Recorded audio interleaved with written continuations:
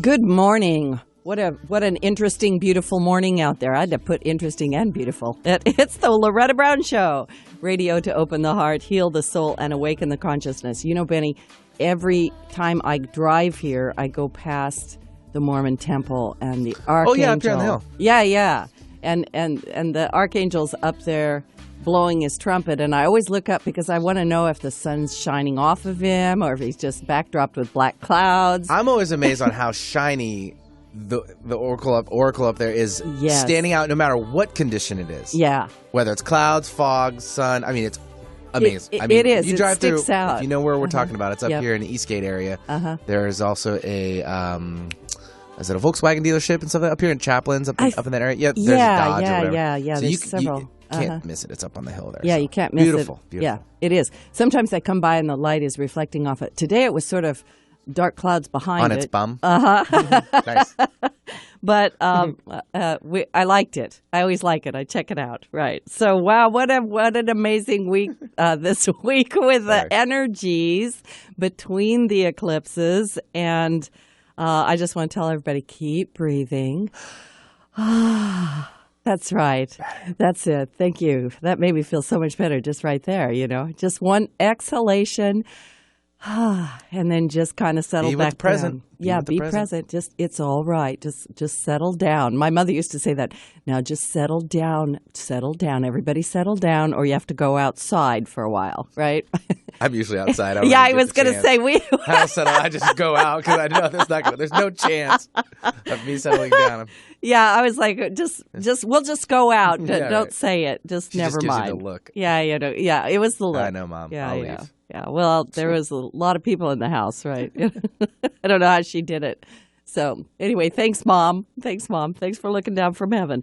Anyway, this is Loretta Brown. I'm the owner of Reiki Oasis, located right here in the greater Seattle area.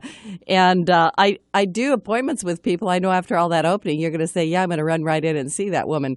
But we do a lot of wonderful things at Reiki Oasis. And the name Reiki Oasis came to me years ago when I was coming back from Saudi Arabia, and I thought, what better name than an oasis where you can get away from the hectic pace of your life and come in and just sort of do that and settle down and reconnect with yourself, because that's what we do in that quietness of that space and in that breath.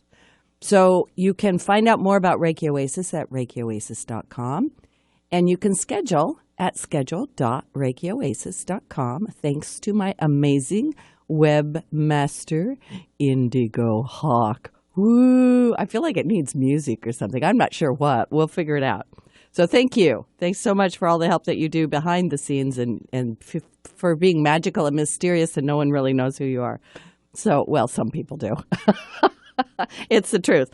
This coming Sunday, we have Reiki Sharing Circle at 11:30 a.m. Some people call it Reiki Church. I don't mean to be disrespectful, but we do have a wonderful time, and we send healing out all over the world. And on Saturday, I have a great workshop called Awaken to Love for all of you that have been looking for love, or those who have found love, or for those who love to learn how to stop looking for love and learn to love the one they've found. Did I say love enough? Yeah, it's called Awaken to Love. So obviously it is about love, and it's about relationships more than anything. Why do opposites attract? And what happens after the attraction goes a little bit sideways, and how can we bring it back? What is that all about? So it's a great, fun workshop. It'll be going from in the afternoon on Saturday, and you can find out more about that on the website or email me, Loretta, at info@ReikiOasis.com. I want to put a big shout out and a thank you to my Patreons who help support this show so that I can bring you great guests. And I do have a wonderful guest coming on in a few moments. And you're going to want to listen to the show, because we're going to talk about sort of what's going on in the world and how we might be able to find that tranquil place within ourselves. And in building up to introducing her, I want to remind everybody that Sunday, this coming Sunday, we also have a new moon solar eclipse. And this is why we've got such intense energy right now. Every new moon is a time of new beginning, but a solar eclipse with a new moon is a special time because it is called a cutoff point. Ancient astrologers said at the new moon that the quote-unquote, the king must die. Now, that doesn't mean literally, but if the person at the top is not meeting the needs of the people, then this energy says they must go. But this can really be taken at a personal level, where if things are not serving us, they must go now, and this energy will assist with that transition. So since we're going into Pisces, and this eclipse is in Pisces, we know Pisces is emotional and deep, and it might be helping us with our sensitivity to great issues beyond our own point of view. But there's an element of romance because Pisces has to do with imagination. So we want to make sure we stay in reality. This eclipse is packed with energy because we have an exact conjunction of Mars with Aries. So that's a very warrior-like energy. There'll be a lot of pushing ahead energy, war, feisty energy, fisticuffs, go into the hot anger. So Mars, the planet of war, and Uranus, the planet of sudden happenings. Well, you put those two together and just about anything can happen. So we can just get plain upset and say, I've had enough, I'm out of here, and punch them in the nose and run away. And on the global scene, this conjunction is opposite Jupiter and conjunct Pluto. And so we have this energy in the air. And even though this is a starting point, we need to keep coming back to the idea that we can easily blow off energy in a moment of passion. But, take a moment, do that exhalation, because that might not be the highest and best thing that you could do with this energy during this eclipse. The energy is rooted in our imagination and our higher spirituality. So we might want to ask ourselves, what's the higher road that I can take that will get me to the top of the mountain and not end up back in the ravine? So use your wisdom, use your higher consciousness, find that quiet space within to connect with all that is, and see if you can navigate this in maybe a better way. And I can't really think of a better segue for bringing in my guest today, because she is Candace Badgett. She and her husband built this enormous facility called the Raj, which is it's a Ayurvedic medicine or health spa. She's going to tell us more about it because obviously she's the expert on that. But Candace has been doing work with transcendental meditation for, I think, 40 years. And she has really helped thousands of people. She also is an expert in Ayurvedic medicine. And those two things, I think, are very necessary right now on the planet. If you want to call in, I'm going to give the numbers out now, and you can call in with questions or comments regarding our topic today. And the number is 425-373-5527 or 1-888-298-5569. And Candace, welcome to the show. Thank you, Loretta. I'm happy to be back. It's delightful to connect with you again. I love that you're here today. I really mean it.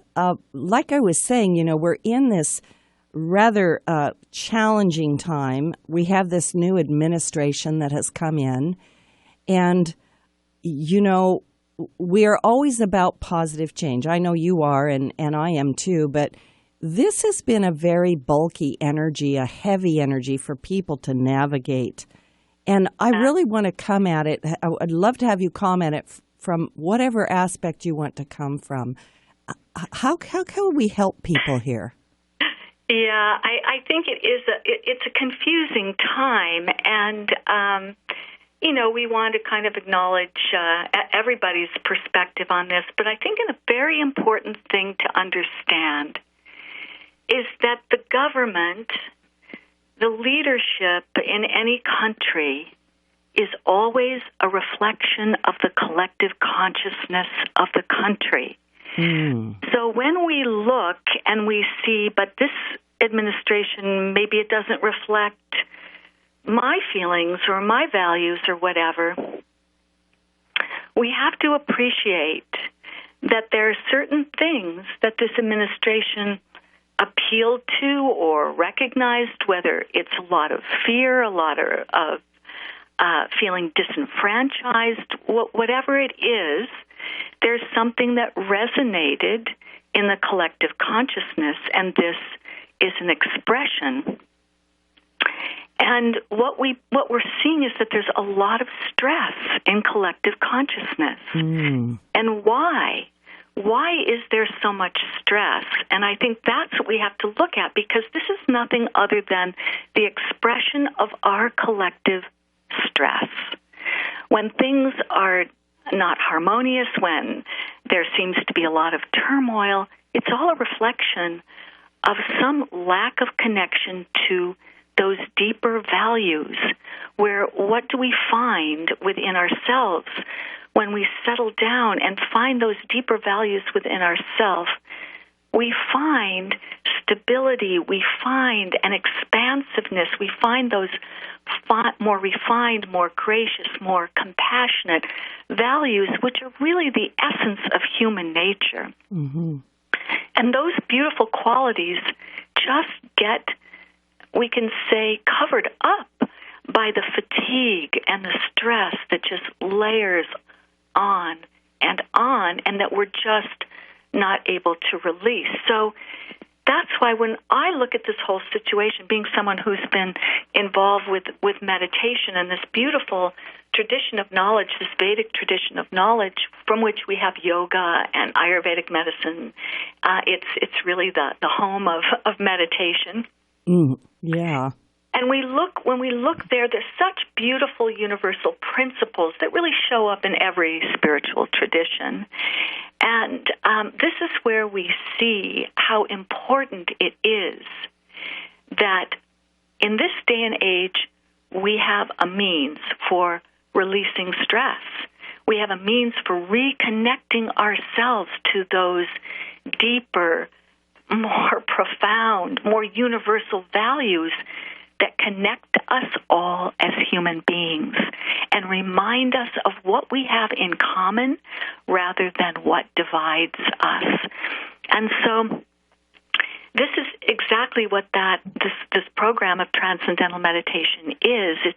It's very interesting because most people think of meditation as either concentration or contemplation. So we're either concentrating on our breath, we're watching our breath, or we're holding an image in our mind of a clear, settled, calm pond, or we're thinking about something beautiful like compassion. We're thinking about where to experience compassion in our lives. It's a contemplative process.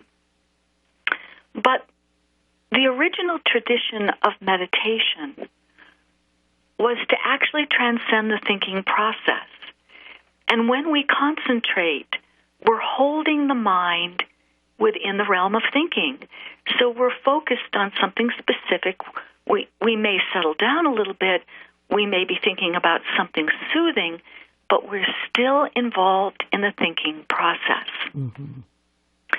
Now, in this ancient tradition, in those texts, it's a very clear description.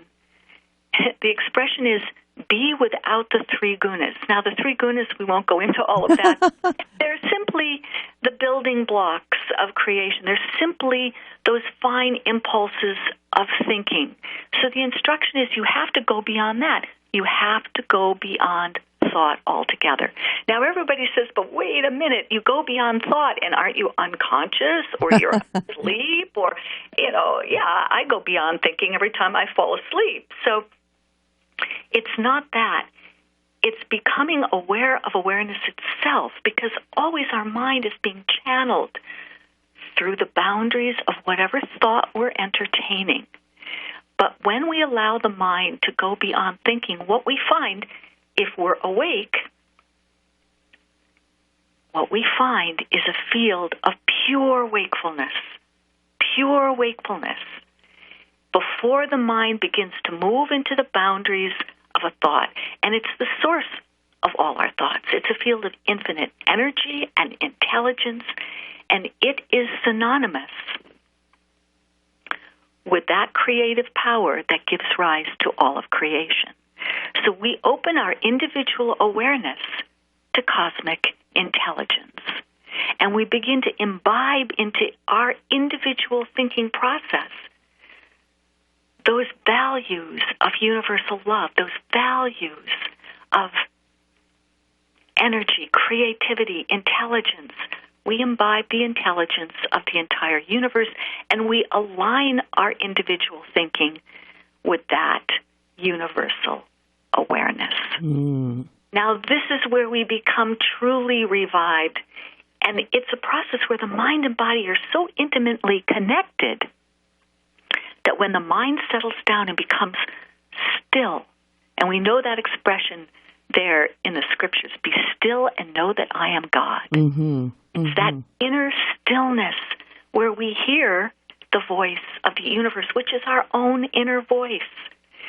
And when we settle down to that silence, that expanded, full, it's not an empty void, it's such a full silence, our whole physiology settles down as well. The metabolic rate drops dramatically, as deep, within 20 minutes, as deep as in deep sleep. So very quickly we grab such a deep rest for the physiology. Our brainwave functioning goes into an optimal state of functioning. And as a result of this big shift in the physiological functioning and the metabolic rate, our body grabs that opportunity to throw off that accumulated stress, fear, fatigue, all of that ends up making us feel restricted and shuts our heart down because we've been hurt and we want to protect ourselves. We have this opportunity to throw off that stress so that we can start functioning in an optimal way, which means to be open, to be loving, to be compassionate. All of that returns when we find our own inner happiness. And what's so crazy, Loretta, is it's so easy to do. We are hardwired for this. And that this state of being aware of awareness itself, finding that inner silence, it's a fourth state of consciousness because a state of consciousness is defined by its brainwave signature and its physiological metabolic signature. So we have waking, dreaming, and sleeping. These are the three states of consciousness we all go through every day. They all have their unique brainwave functioning and physiological markers. But transcending, this process of transcending the thinking process, experiencing this field of pure being, pure inner intelligence, this also has a unique brainwave signature, a unique physiological signature that is absolutely different from waking, dreaming, and sleeping, which means, and this is the exciting point, that the human physiology is hardwired to experience 4 states of consciousness, not just 3, but we have forgotten. And look again, look at other scriptures. What did Jesus remind us? What did Christ remind us of? The kingdom of heaven is within. Okay, fine, beautiful, but how do we get there? You know? Yeah, that's the question. How do we find it? So this technique, this experience, it's referred to in every spiritual tradition. We've just forgotten how to activate that process. And this is the gift of the Vedic tradition where it's spelled out so clearly, there in the Yoga Sutras of Patanjali, there in the Bhagavad Gita. In the proper translations, it's spelled out so clearly. And this is the technique that is transcendental meditation. This is what we teach as transcendental meditation, how to activate this experience of the fourth state of consciousness, which brings us back to your original question, is our saving grace. And this is how we contribute to transforming collective consciousness. Wow. Because we have to transform ourselves first and foremost. A green forest is made up of green trees. So a country that has a vibrant, progressive, collective consciousness is made up of vibrant individuals with expanded awareness. Mm-hmm. So this is what we need to do to make our contribution. We have to make sure we are that. And this is the other incredibly exciting thing. And that is when our mind touches this field of pure consciousness, it is the same unified field that everybody touches when they transcend their individuality. They transcend their thinking process. And so what happens when we open our individual awareness to this universal field within ourselves, we enliven it for everybody. Mm-hmm. Not only are we pulling those values into our own individual mind, but we're stirring that universal field for the entire universe, for everyone. So the reality is we don't have to have everybody doing this. There is a certain threshold, and it's there in those texts. If you have a certain number of people, say for the United States, it would be 2,000 people. 2,000 people. Who are doing this together on a regular basis, along with this advanced TM City program. It creates such a powerful stirring in that collective consciousness that the whole trends of time begin to shift. And what's incredible is these tests have been done. There have been groups who have gone into troubled areas. It was back in the 80s during the Civil War in Lebanon and the conflict with Israel, and there was a huge group there. And the statistics were so outrageously significant. The P factor is what they call it. When you see what it indicates, what is the chance that something else could have created the results in the drop in conflict and war deaths? Mm-hmm. And there was a whole list of things that they're measuring in terms of the influence of this group. It was like 0.0000001%. It was like 1 in 100 million trillion. I mean, it was absurd what the P factor was. So then they took this study and they submitted it to the Yale Journal of Conflict Resolution. Mm-hmm. And that journal was so perplexed by the fundamental premise, like this is way too out of the box for us to print. But the fact is that the science was solid. So they had to shop it around to a number of universities. Can you please find the holes in this study? Obviously, there's something that we're missing here, but this can't be the truth.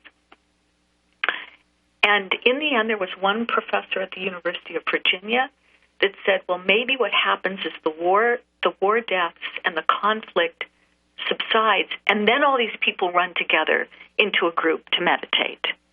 So they had to do this very rigorous analysis to pull out that variable that couldn't have been, okay, we pull out the statistics so that couldn't be factoring these. And the P factor went higher. So on that basis, they had to publish the study. And the editor wrote an introduction saying, I find this unbelievable, but we're scientists. We have to publish it. So the whole theory is based on the field effect, in the same way that radio waves are a field, and they're there to be picked up by any radio. So you can communicate by waves in a field. And in the same way, this unified field at the basis of all creation, this unified field that exists within each and every one of us at the source of thought, when this is stirred, it produces an influence in the entire field. So it has a scientific basis.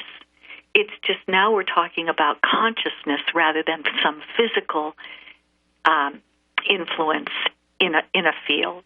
Yeah. So anyway, this was a long answer, but what I'm saying is there are technologies available to us. There is a new paradigm that our social institutions, these paradigms have been proven, and not just through this particular experiment, but I won't go into all the physics, but there are about 10 scientific discoveries in the last 50 years that have completely shifted the way we see the world. Mm-hmm. And yet it hasn't embedded itself. It's not being utilized in our health institutions, our educational institutions, our administrative institutions. There's a lag there, but the reality is we live in a beautiful world where we could have peace in a matter of weeks. I love it.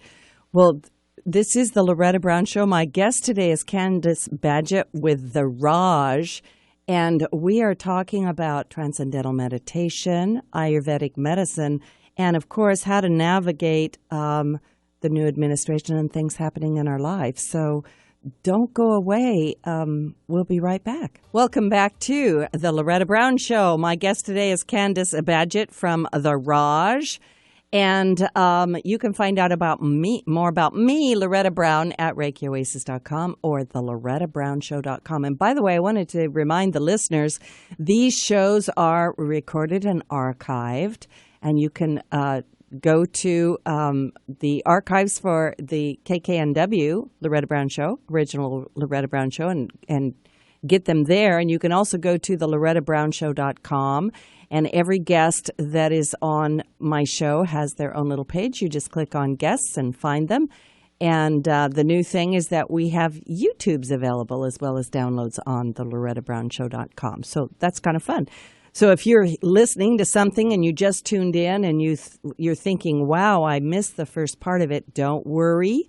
You can go back, download it for free, and listen to it over and over again, especially because there's so much good information on the show today with Candace about transcendental meditation and Ayurveda and how we connect with that collective consciousness to help make a change in the world. By the way, the lines are open. If you wanted to call in with a question for Candace, a live, maybe you need a little help with something, would you like an angel message or something, please call in to 425-373-5527 or 1-888-298-5569. And we're really talking about health, our health. You know, with everything that's been going on from the new administration to the energies in the sky, there are a lot of my clients, Candace, who have been super stressed out. They can't sleep. They're not eating correctly. And then also, I always have people come to me who want to know, like, how to lose weight or how to be healthy. Yeah. And, yeah, I'd like you to talk about that if you could. And that I did throw a lot in there. That was a big question. We'll wend our way through it here. Yeah. You know, I think that's something, another very optimistic point that we can look to in our world today, and that is so many people are really beginning to wake up to the fact that they have a choice when it comes to their health. And there's some beautiful research out there these days in this field called epigenetics, where we've come to realize now that we of course we inherit our DNA, we inherit our genetic makeup, but it doesn't determine our destiny, because our lifestyle choices can actually determine what genes are switched on and what genes are switched off. And once we come to understand our basic predispositions, then we can make lifestyle choices that keep those less than positive genes switched off and really activate and switch on the healthy genes that we have. So what this is telling us, and this is part of this new paradigm based on so much research in the last 50 years, we have much more control over our destiny. So what the whole tradition of Ayurvedic medicine offers, it's Ayurveda, by the way, is the indigenous health system of India. Mm-hmm. It is the longest continuously practiced system of medicine in the world. It is recognized by the World Health Organization. Mm-hmm. Now, it's just making a revival now in India. It had been lost for generations in India because of foreign domination. And when the English ruled India, they brought in Western medicine, allopathic medicine, and generations grew up feeling that Ayurveda was just folk medicine, it was backwards, and that allopathic medicine was the way to go. Now, it's the foremost alternative medicine modality, and now modern medical research is coming around to embrace things like epigenetics, mm-hmm. where these new principles that they're discovering are completely paralleling the principles there in the 6,000-year-old system of medicine. So medical research is kind of coming around full circle to embrace what has been there for 6,000 years. Now, these principles are, again, that we have a choice. So what are those choices that we need to make? We need to move into a daily routine that is more aligned with the laws of nature. So this idea of getting up early and going to bed early, the idea of eating meals at regular times, this idea of eating fresh, organic food, drinking pure spring water. We live in a time where mm-hmm. it's impossible to avoid pollution. It's in the air. It's in the packaging in the food mm-hmm. that we buy, and those chemicals are leaching into the food from the plastic packaging. I mean, it's everywhere. So we need to be proactive in buying organic food, because in all the other food, the pesticides that are being dumped onto the crops, they are seeping into the plants themselves, of course. Mm-hmm. And so there are residues, and we're eating those residues. So we're basically poisoning ourselves. We are poisoning ourselves. And what's happening is this is interrupting the endocrine functioning, and this mm-hmm. is why you see people gaining weight and having hard times. I mean, there are many reasons for this, that we eat processed food that has so much sugar and so much salt in it. And, there are lots of reasons, but these chemicals in our food, in our water, these are contributing as well. So, we just are proactive. Organic food may be more expensive, but having a lot of health problems is extremely expensive. So, I also kind of am making the connection, from what you talked about in the first part of the show, that what we eat, of course, and I'm actually thinking about the consciousness of plants and where they grew. I'm a sound healer, and we talk a lot about bird song, and we talk about vibration, and even the attitude of the people who harvest it. And,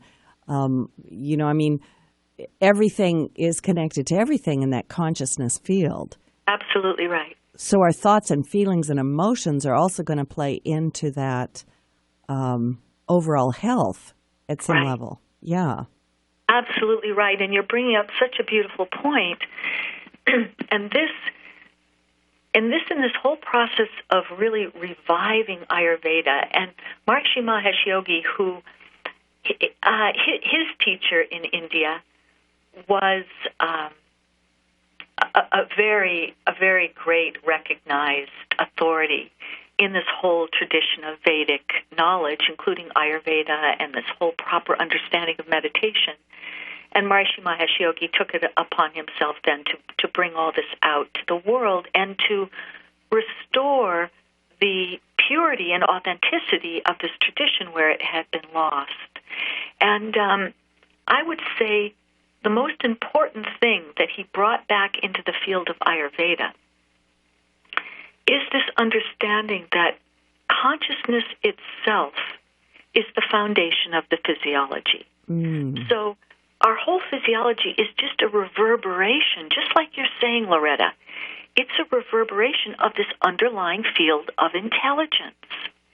And what happens is when we get disconnected from that field of intelligence at the source of our own thinking process, this feeling of intelligence, which is our true identity, when we get disconnected from this, that sequential unfolding of matter from the field of consciousness, of physiology from the field of pure intelligence, it becomes disrupted.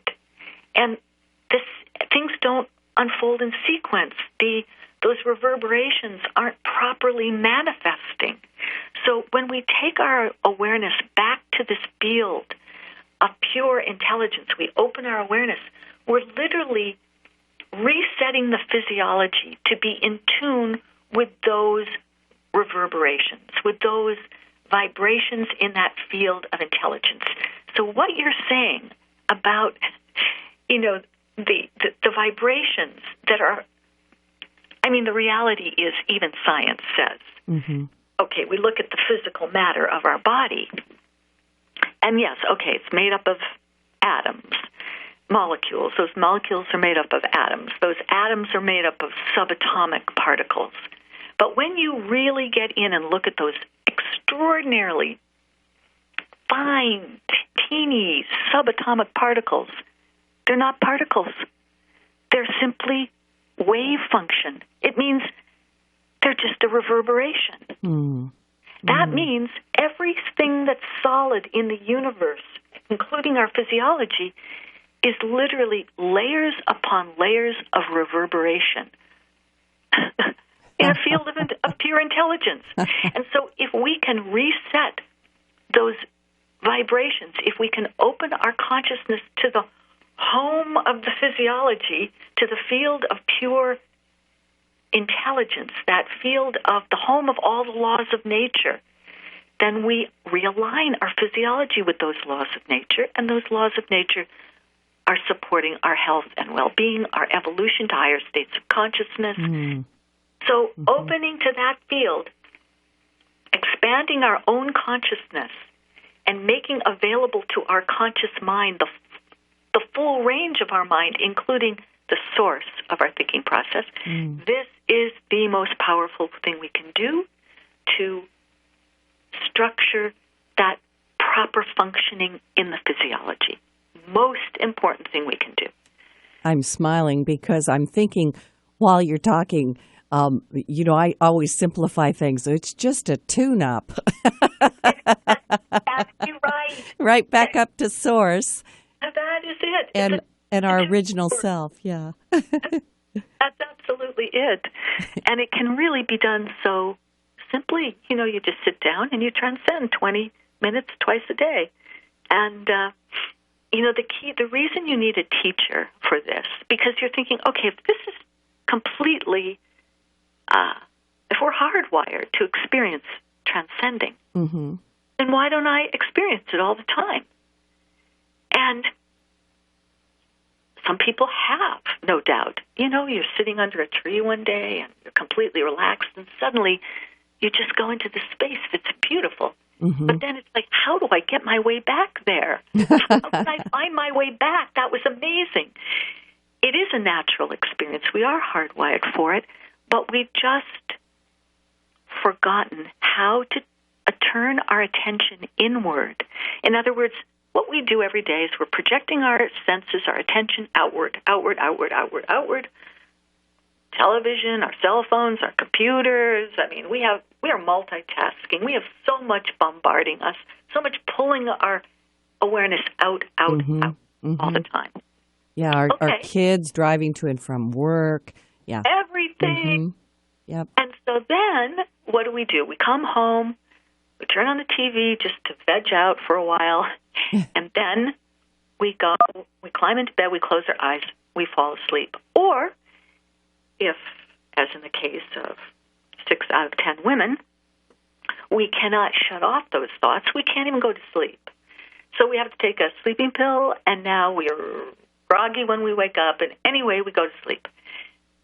But what if we could turn our attention inward? We close the eyes, close all the outlets whereby our attention moves outward, and we just sit down and allow our attention to move inward. Now, the key here is for all of us in the Western world who have been programmed to think, no pain, no gain, the harder we try, the better we do. Very hard for us to not start exerting effort here. Yeah. Oh, I've got to get rid of these thoughts, and I'm thinking thoughts, and I want to get silent. I want to find that source of thought. Okay, how do I get there? We end up just getting in our own way. Mm-hmm. You can't get rid of thoughts, because to get rid of a thought is a thought. You make yourself crazy, absolutely crazy. I've been there, done that. Or I can't sit still. I'm like, I can't sit still. I have to get up. It's like, no, sit down. Get me out of here, Yeah. So, and then suddenly you think of a million things that you must do at this moment. Must do. Must do. That's right. So the reason you need a teacher is because it's a very individual process, number one. Everybody has their different individual tendencies and different concerns, and stress manifests itself in different ways. But you need someone to just walk you through how you let go and let the natural tendency of the mind to seek out its own source, because it's the most fulfilling place for the mind. It's the most fulfilling place. That's a great statement. I have to repeat that for the listeners. So the mind naturally seeks out its source. And I'm going to say source with a big S. Yes. See, that makes perfect sense to me, because people are searching and seeking all the time, right? Yes, and looking for love in all the wrong places.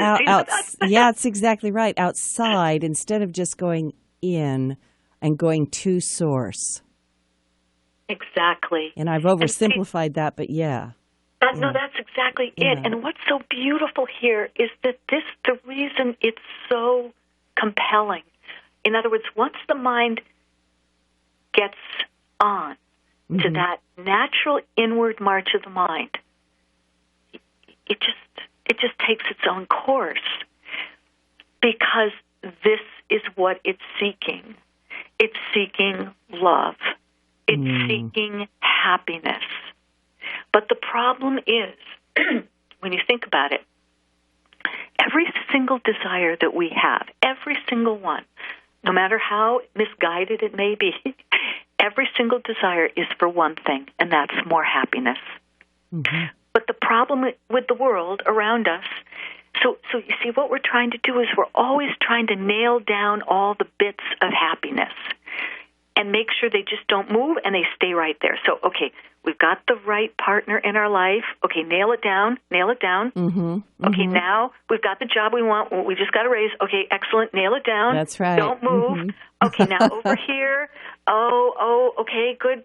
This is great. I've got a new car. I like the new car. Nail it down. Okay, the minute we nail down the new car, our partner, leaves. Yeah. It's like it's ever shifting. We can't nail all the pieces of happiness down to that one big wholeness of happiness we want, because life is ever changing.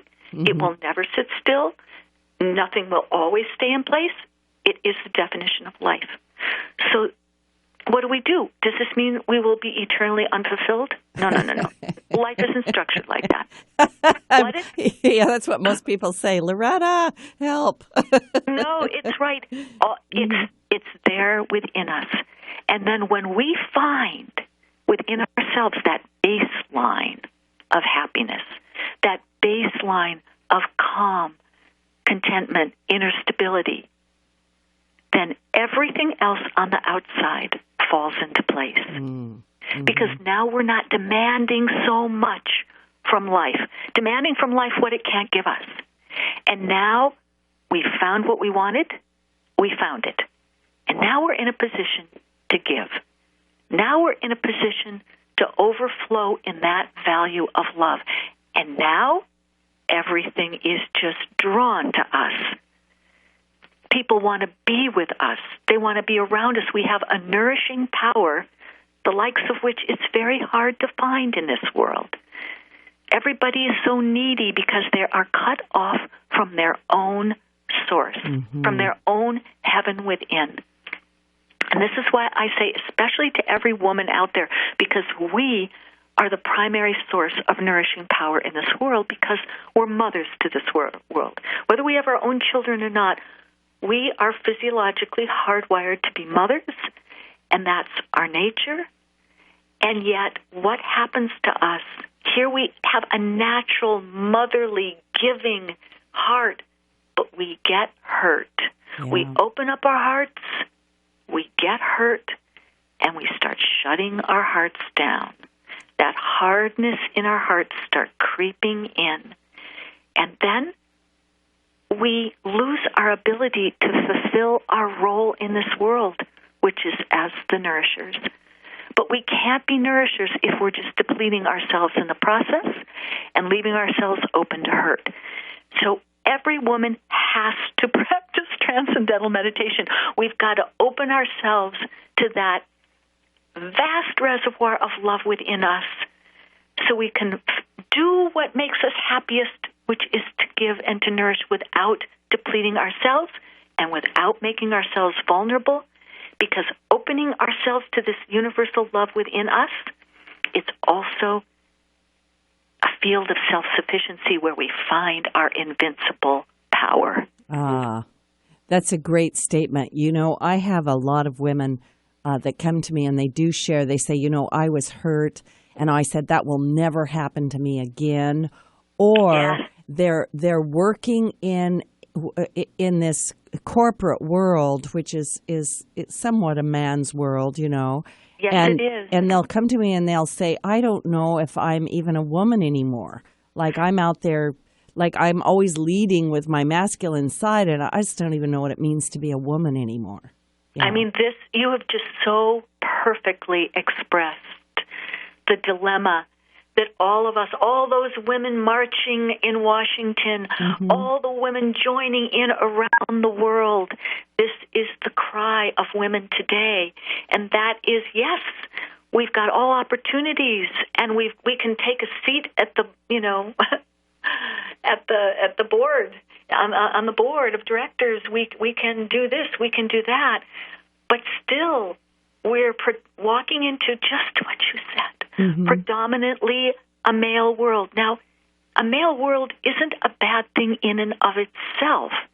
It's just, number one, not our world.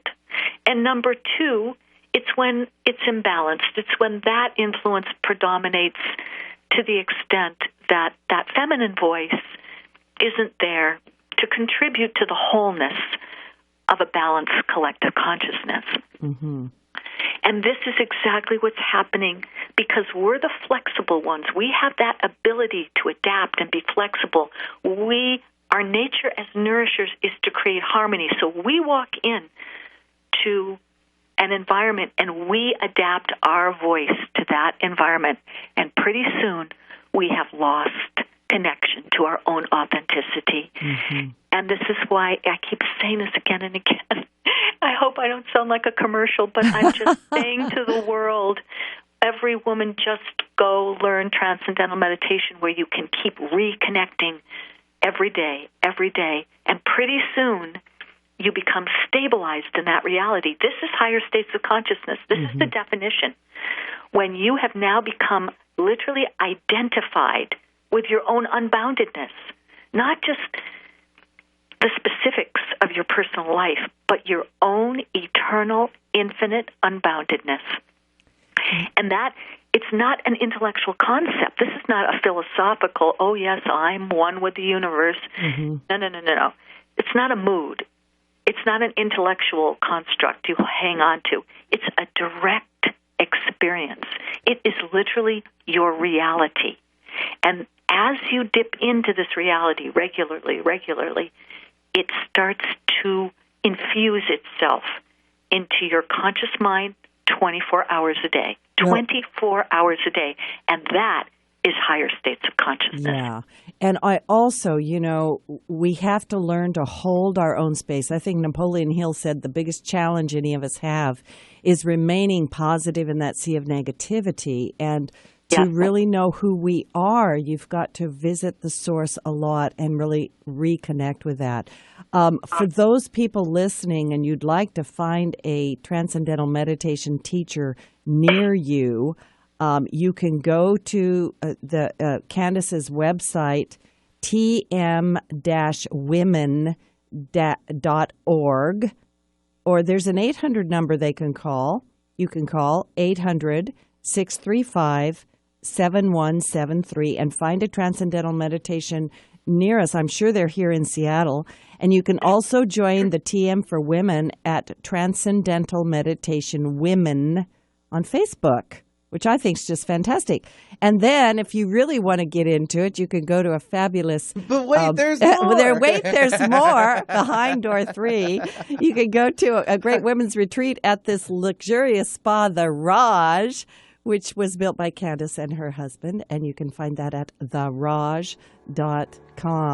We have like 3 seconds left, Candace. Is there one last thing? Maybe a little more than that. Maybe 30 seconds or something. Okay, well, very, very quickly, Loretta, thanks. This was really, really fun. It's always fun to talk with you. Oh, it is great. We take care of men as well. I happen to run the women's wing of the TM organization, but you can call that number and we can take care of all the men as well and find them a TM teacher as well. So TM is for everybody. And Loretta, again, thank you for all the good work you're doing to shift collective consciousness. Thank you. And we're all in this together. And I think actually we should all feel very optimistic. In spite of the challenges on the surface at this moment, we're moving into a beautiful time. It will only get better. Thank you. That's lovely. And I so agree with that. I'm so glad that we take care of the men. This is Loretta Brown, and it's the Loretta Brown Show. Be kind to each other. Go out there, and we'll see you on Saturday, I hope, at my workshop. Bye now.